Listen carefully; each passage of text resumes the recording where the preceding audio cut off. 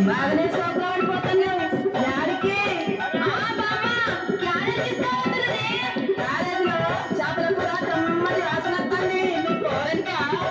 ఏంటి ఊక బామ్మ పోరడంట పోరడు మా అన్న తీసుకోవద్దునా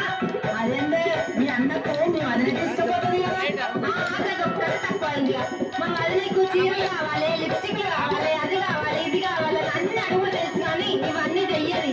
అవునా